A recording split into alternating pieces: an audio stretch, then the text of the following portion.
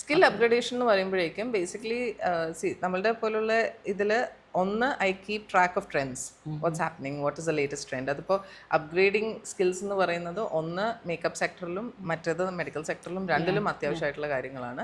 Medical സെക്ടറിൽ of course it's an on going system.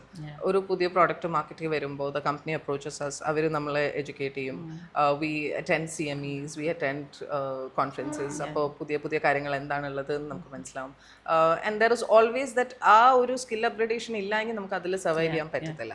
So that is one side. Makeup സൈഡിൽ again ഈ പറയുന്ന തൊട്ട് ട്രെൻഡ്സ് എന്താണെന്ന് നോക്കും. There is constant learning. Hair styles change, requirements change, draping styles change. അപ്പോൾ അതെല്ലാം അതനുസരിച്ച് എല്ലാം നമ്മൾ തന്നെ പഠിച്ചില്ല എങ്കിലും എല്ലാത്തിനെ കുറിച്ച് അവെയർ ആയിരിക്കേണ്ടത് വളരെ ഇമ്പോർട്ടൻ്റ് ആണ്.